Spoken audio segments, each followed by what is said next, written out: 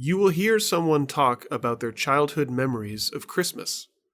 Answer the questions while you listen. You will only hear the listening once.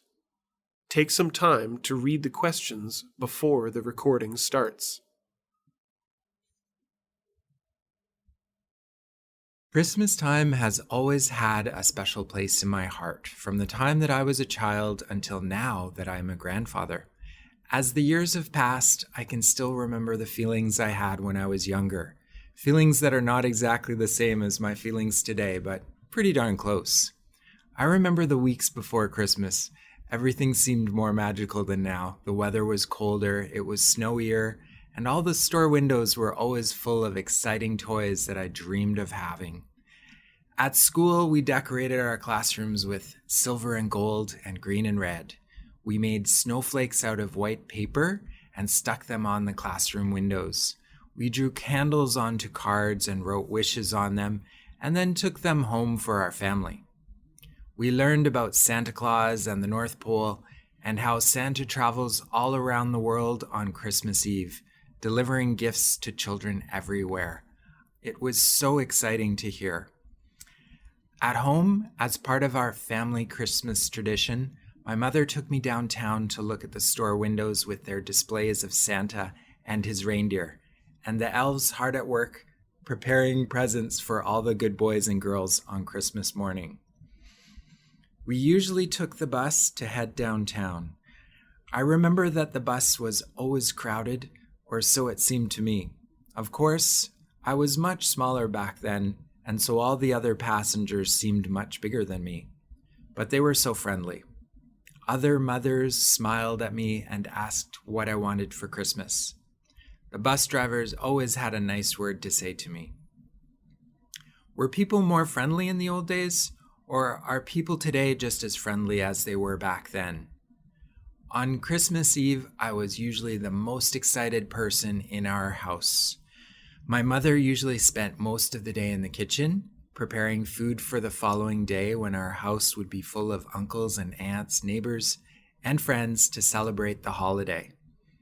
I often helped my mom to wash and chop the vegetables, but sometimes I forgot that I was supposed to be helping. Instead, I spent time in the living room looking at the decorations on the Christmas tree and trying to work out what toys were hidden beneath the bright wrapping paper of the gifts already under the tree.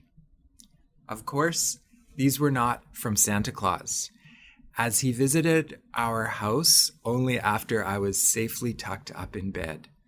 But sometimes my dad came home early on Christmas Eve, and together we went to pick up my grandmother, who lived on the other side of the city.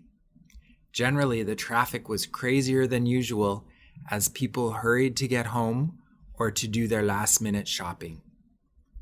Even though it took some time to drive across the city and she knew we were coming, my grandmother was never ready when we got to her place. With her usual apology, she picked up her bag and we started the drive back home through streets with sparkling lights that promised magic that evening. I became more and more excited as the evening came.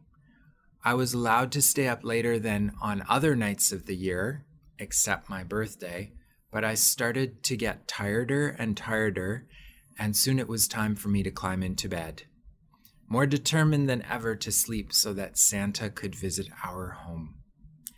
Christmas Day arrived, and I was awake the earliest of anyone else in the house. Santa had visited our house, and the stocking at the end of my bed was always bursting with chocolate and other candy. I usually started eating some of that, but after a few minutes, I would run downstairs to see what Santa had left for me under the tree. Presents for my sister, presents for my mother and father, and for me.